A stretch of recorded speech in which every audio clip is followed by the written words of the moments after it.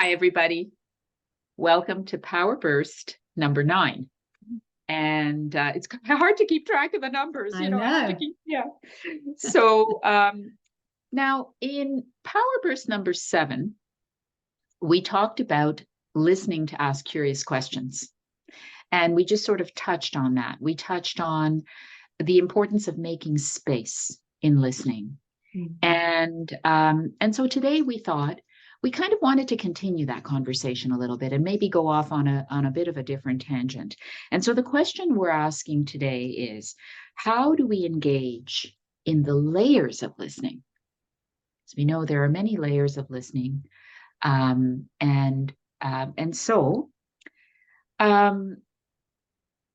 I guess I just wanted to open it up, Tara, to say, when we make a space for listening, I kind of see it as walking into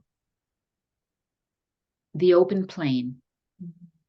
Maybe it's an open plain, or maybe it's a beach, and it's very sandy and it's very open.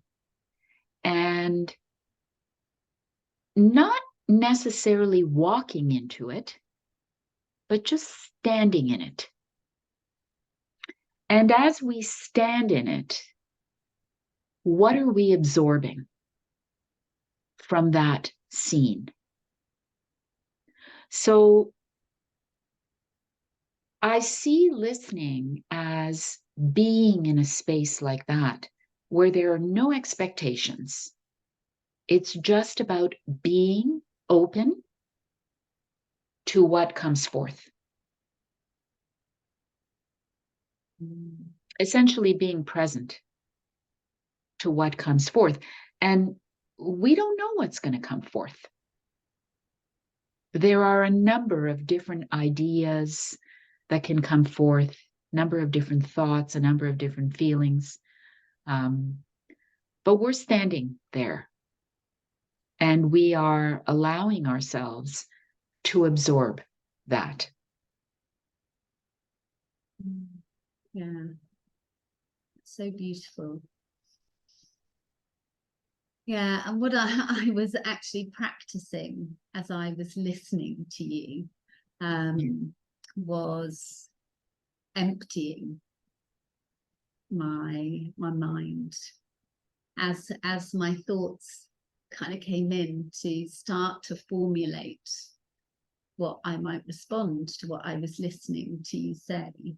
I sort of silenced those and emptied my mind to really listen in to what you were saying. And I intentionally did that because I think it's something that, instinctively we are often listening with the intention to respond. And because of, for many reasons, how our brains work, but also how we're socially constructed to kind of have sort of a really sort of good response, and if we're prone to overthinking, then we can overthink our responses, and then we're really kind of in our own heads, aren't we? That it makes it even more difficult to be present and to be truly listening.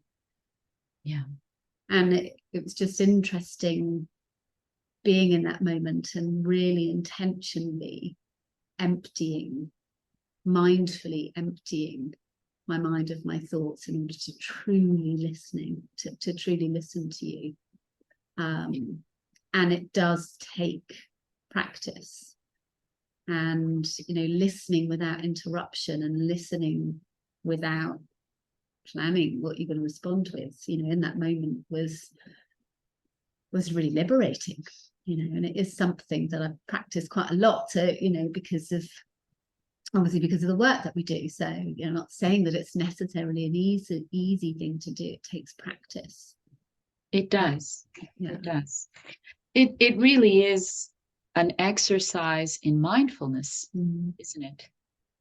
An opportunity to just be in the moment. And my sense is that when we're able to do that, we invite others to communicate with us differently, because they realize that we are making that space for them. Yeah. And, you know, I think we've spoken about this before, and I can't remember whether we mentioned it in Power Verse 7, but, you know, working as we have with children and young people over the years and with families, but you know, particularly young people, they really know, you know, am I being truly listened to by this person, by this adult, or have they got another agenda? Is there something else that are they going to interrupt me, or, you know? And often young people will say, I don't feel heard, I don't feel listened to. And it's not the intention of the caregiver or the adult, or, you know, the professional or the parent, because often it's out of care and or out of job that we're having to do, you know, we're listening in a certain way, or we might be interjecting, or but for them to experience being truly listened to is, they will talk about the difference that makes to them.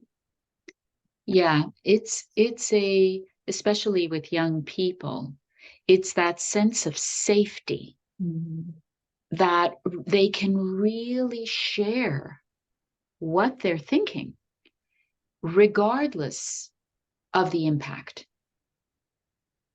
right? Because I think that while it's important to be aware of our impact on others, right? If we're focused too much on impact, we may not share our truth.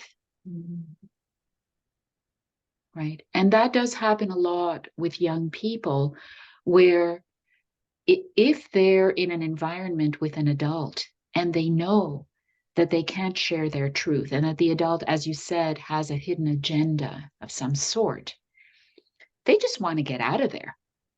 They'll say anything to get out of there, right? They're certainly not going to communicate the truth. Yeah, absolutely.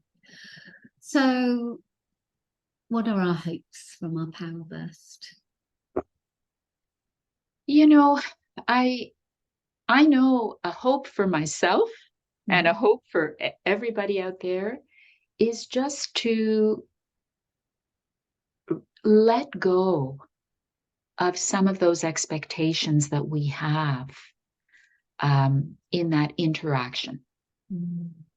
To just let go, and to try to remind ourselves of that, that we can actually have better interactions if we just stay in the moment and let go of some of those expectations. Yeah, absolutely. Yeah. And notice the difference that it makes to you, as well as, you know, being curious about the difference that it makes to the person that you're listening to. I know that being able to listen in that way, and just really intentionally doing it there now with you, Vicky, was a really liberating experience. It was really lovely. It was really lovely. And the other thing that is coming to mind for me, Tara, is trust in the other person's truth. Yes. Yeah. So you know, true. whether we agree with it, or whether we think it's, you know, a good idea or a bad idea or whatever. Yeah. Just trust. Yeah. And by demonstrating this, you know, really beautiful way of listening, of truly listening, then just to be really mindful and curious about how the conversation journeys from that point. Yeah.